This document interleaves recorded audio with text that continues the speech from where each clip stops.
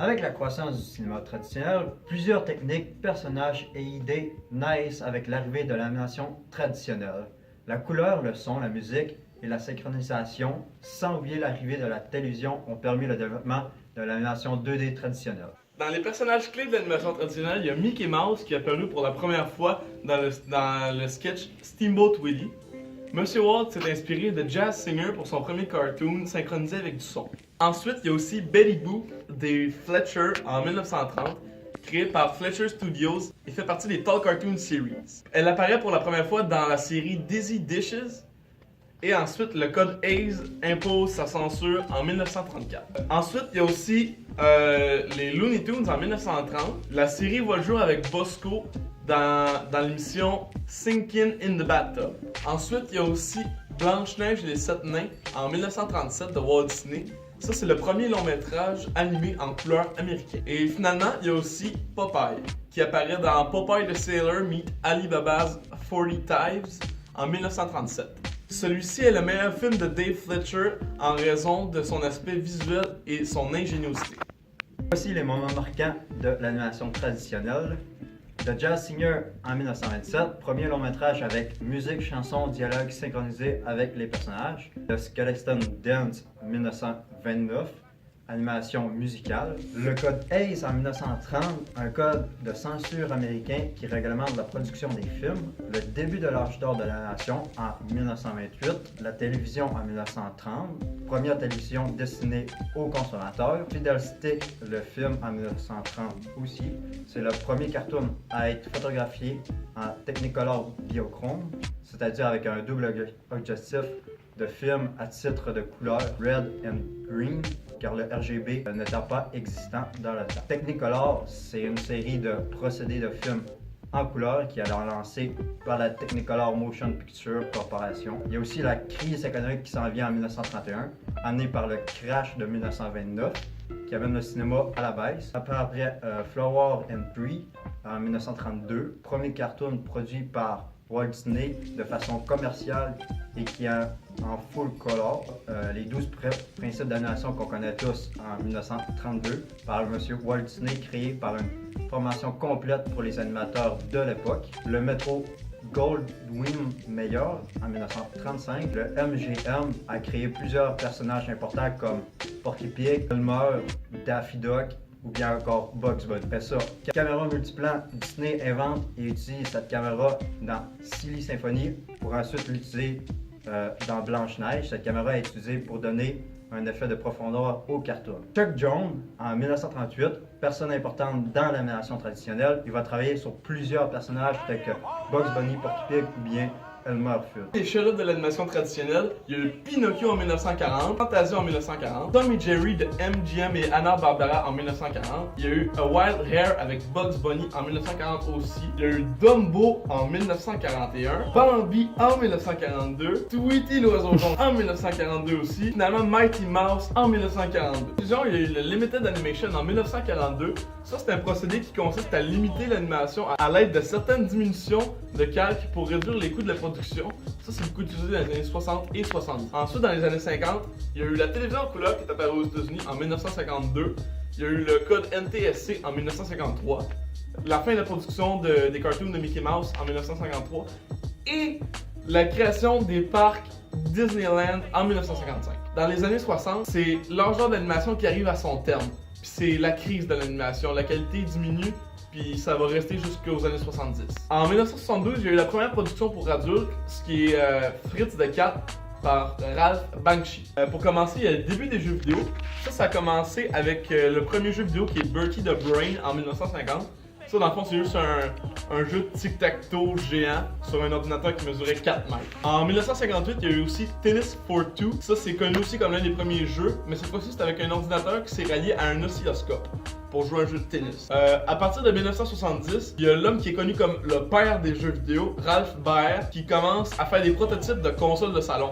En fait, lui, c'est lui qui invente le fait de mettre un boîtier sur un téléviseur pour jouer à des jeux vidéo. Son premier prototype marchera pas. Ça va juste marcher à son quatrième prototype qui va devenir l'Odyssey de Magnavox, la première console de jeux vidéo qui sort en 1972. Celle-ci va s'écouler à plus de 350 000 exemplaires durant sa vie. Ensuite, il y a eu l'ascension d'Atari et des jeux vidéo en général. Ça a commencé avec la création d'Atari en 1972 par Nolan Bushnell. Cette compagnie-là elle se focus à faire des bornes d'arcade et des consoles de jeux vidéo. En 1977, Atari secoue le monde avec la Atari 2600, la première console qui va vraiment prendre la place sur le marché. Celle-là, qu'est-ce qu'il y a de spécial, c'est qu'il y a des cartouches interchangeables qui permettent de changer de jeu plein de fois, ce qui ouvre la porte aux développeurs à faire des tonnes de jeux différents. En 2100 a fini par se vendre à plus de 30 millions d'exemplaires au travers de sa vie. Ensuite, en 1979, il y a eu plusieurs développeurs frustrés d'Atari qui se sont dit qu'ils allaient quitter Atari pour créer leur propre studio. Celui-ci s'est avéré être Activision, le premier studio third party de l'histoire des jeux vidéo. Les jeux les plus populaires de cette époque sont Space Invaders en 1978 de Taito, il y a eu Pac-Man en 1982 par Namco et Donkey Kong de Nintendo en 1981. De 1982 à 1984, il va y avoir une crise dans les jeux vidéo. On appelle ça le crash des jeux vidéo. Puis ça, c'est arrivé parce qu'il y a vraiment eu, à un moment donné, beaucoup trop de consoles de jeux vidéo et beaucoup trop de jeux vidéo de faible qualité pendant cette époque. Ça a été causé par le fait qu'Atari avait aucun standard de qualité, puis ça permettait à tout le monde de développer des jeux vidéo, n'importe qui.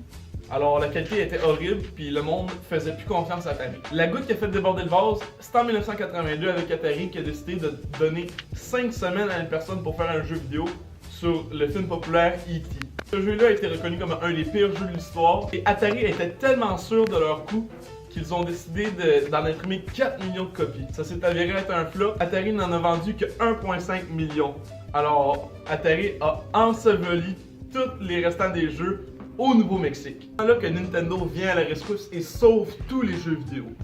Nintendo sauve l'industrie du jeu vidéo avec la Nintendo Entertainment System et le jeu Super Mario Bros en 1985. Nintendo popularise les jeux vidéo à nouveau avec des jeux de plateforme tels que Mario, des jeux de rôle tels que The Legend of Zelda et des jeux de sport comme Punch-Out. Une petite compagnie japonaise du nom de Sega crée la Master System en 1986 mais offre une faible compétition à Nintendo. Ce sont des consoles 16 bits. C'est Sega qui frappe fort en 1989 avec la Sega Genesis en poussant l'expérience de l'arcade à la maison avec des jeux tels que Altered Beast et Golden Axe. Ils dominent même l'industrie du jeu vidéo de 1991 à 1993 avec leur mascotte Sonic the Hedgehog et un marketing qui vise plus les adultes que les enfants. Nintendo répond en 1991 avec la Super Nintendo Entertainment System. Celle-ci se vendra plus que la Sega Genesis à cause d'une librairie de jeux incroyables tels que Donkey Kong Country, Super Mario World, Super Metroid, Chrono Trigger, The Legend of Zelda, A Link to the Past. C'est dans cette époque que Atari pousse son dernier souffle dans le marché des consoles de jeux vidéo avec la Jaguar en 1993 qui s'avère être un échec lamentable, tout comme leur dernière console, la Atari 5200 et la 7800. Pendant ce temps-là aussi, il y a SNK qui tente d'infiltrer le marché des jeux vidéo avec la Neo Geo qui donnait exactement les mêmes performances qu'à l'arcade, mais avec un prix astronomique, ce qui a fait que la console s'est pas vraiment vendue. C'est le début vraiment de la 3D dans les jeux vidéo. En 1994, Sony travaille avec Nintendo pour répondre à Sega et leur Sega CD pour faire une extension qui supporte les disques compacts pour la Super Nintendo. Le projet avorte et Sony conserve leur idée pour créer la PlayStation.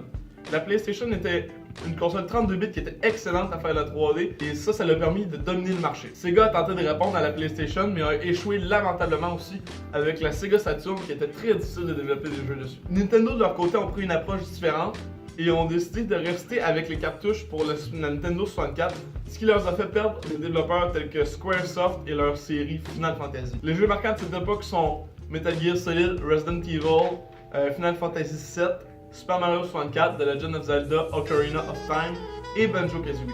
Ensuite, on arrive à l'ère moderne. L'ère moderne commence avec Sega qui sort la Dreamcast en 1999. Celle-là, c'est la première console à autoriser le jeu en ligne, mais malheureusement, elle s'est pas beaucoup vendue, même si les jeux étaient excellents à cause de la réputation fragile de Sega. Et depuis l'an 2001, seulement 3 compagnies manufacturent des consoles. Celles-ci sont Microsoft, Nintendo et Sony. Microsoft lance la Xbox en 2001. Cette console est super puissante. Elle supporte même du 720p pour une console qui est sortie en 2001. Ensuite, son successeur est la Xbox 360, qui a été un succès grâce aux séries Halo et Gears of War. Malheureusement, la Kinect a été sortie en 2011 pour la Xbox 360, mais n'était qu'une manière de faire l'argent sur la popularité de la Wii. Ensuite, la Xbox One vient en 2013.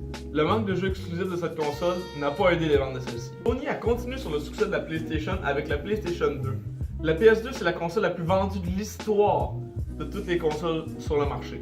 avec des jeux tels que Gears of War et Grand Theft Auto. Le lancement de son successeur, la PlayStation 3, fut plus difficile, avec un prix de vente de 599$ au lancement de la console. Nintendo et Microsoft les ont dépassés dans le marché des jeux vidéo pendant ce moment-là. Mais tout est revenu à leur demande pour ceux-ci avec la PS4 et ses exclusivités telles que Spider-Man, The Last of Us et Gears of War. Nintendo de leur côté l'ont eu plus difficile dans les dernières années, avec la GameCube en 2001 qui s'est vendue en deçà des attentes et la Wii U aussi qui s'est vendue en deçà des attentes en 2012. Mais entre ceux-ci, il y a eu la Wii en 2006 qui s'est vendue exceptionnellement grâce à ses motion controls, la Switch en 2017 qui jusqu'à maintenant se vend comme des petits pains chauds. La naissance des effets spéciaux. Les premières illusions visuelles remontent aux lanternes magiques et aux jouets optiques.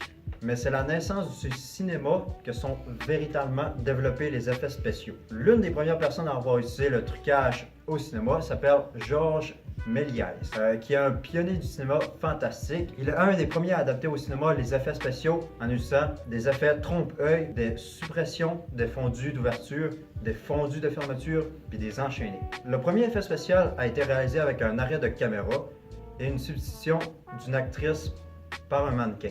Il a eu lieu dans un film américain qui s'appelle L'exécution de Mary, Reine des Écossaises, réalisé en 1895 par William Hayes et Alfred Clark. Après ça, c'est le début des effets spéciaux. Vers les années 1900, plusieurs films concentrés sur l'utilisation des effets spéciaux connaissent les premiers succès au sein du public, tels que Le Voyage dans la Lune en 1902, Le Royaume des Fées en 1903 ou encore 20 000 lieues sous les mers en 1907. En 1914, l'invention du rotoscope par les frères Dave et Max Fisher permet de transformer une scène filmée en un dessin animé, ce qui ouvre la voie à de nouvelles techniques de trucage, comme la retouche et le découpage d'images pour supprimer certains éléments ou en ajouter d'autres. Les effets spéciaux des années 30. En 1933, la sortie de King Kong fait de ce film le pionnier de l'animatronique. C'est une technique qui consiste à animer une créature robotisée pour lui donner une apparence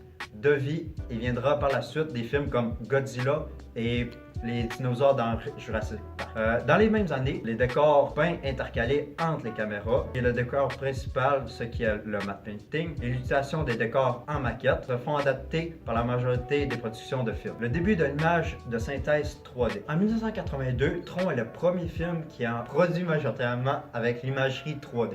Ce film sera considéré beaucoup plus tard comme l'innovation du VFX. Un tournant de l'industrie des effets spéciaux a eu lieu en 1992 par le réalisateur de Jurassic Park, Steven Spielberg, qui remet en cause la technique du stop motion en raison de son manque de réalisme. Il décide ensuite d'adopter l'image de synthèse 3D dû à l'hyperréalisme des dinosaures. Le VFX des années 2000 jusqu'à aujourd'hui. Grâce à l'avancement de la technologie et des logiciels de 3D, les effets visuels est rendu un atout important dans les grandes productions de films. Plusieurs films ont été un point tournant pour l'avancement du VFX, tels que Seigneur des Anneaux pour le réalisme des simulations de guerre, Pirates des Caraïbes pour la technologie IMO-4, Avatar pour leur nouveau système d'éclairage, l'amélioration de capture de mouvement et d'expression faciale, et l'hyperréalisme de l'environnement.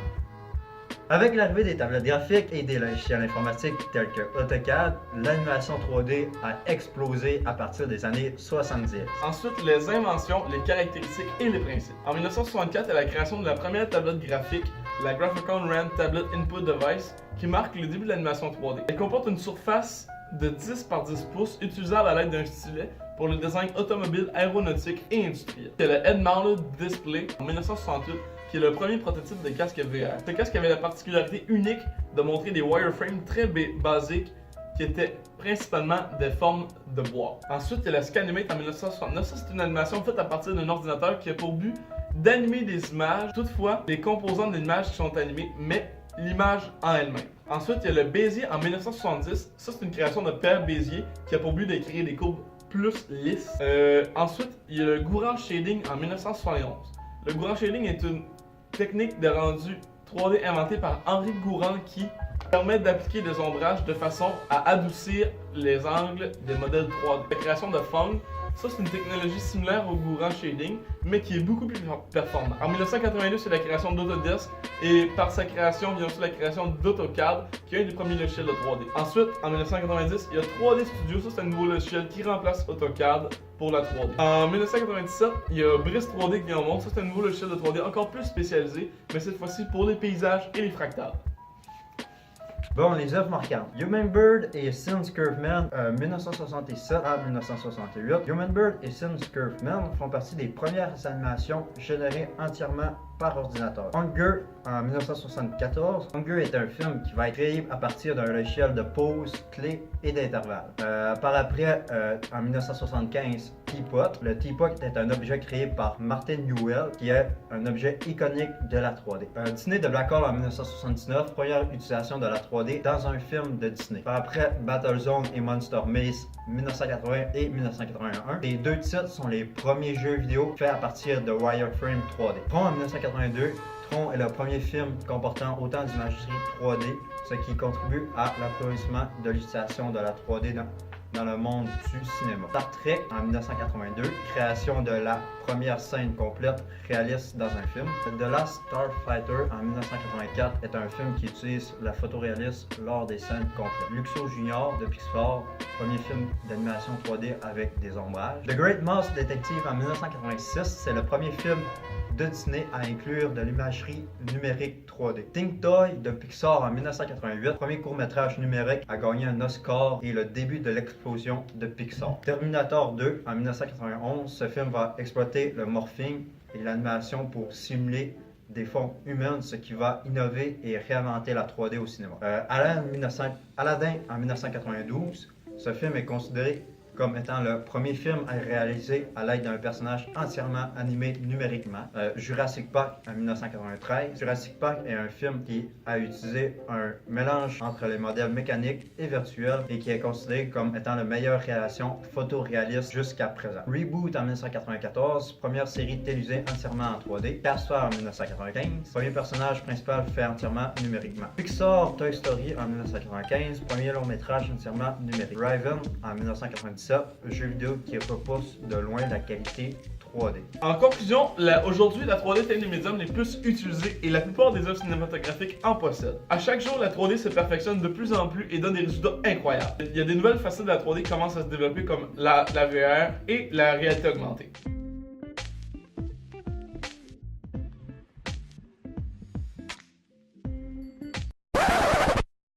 Est-ce que j'ai de la misère? Je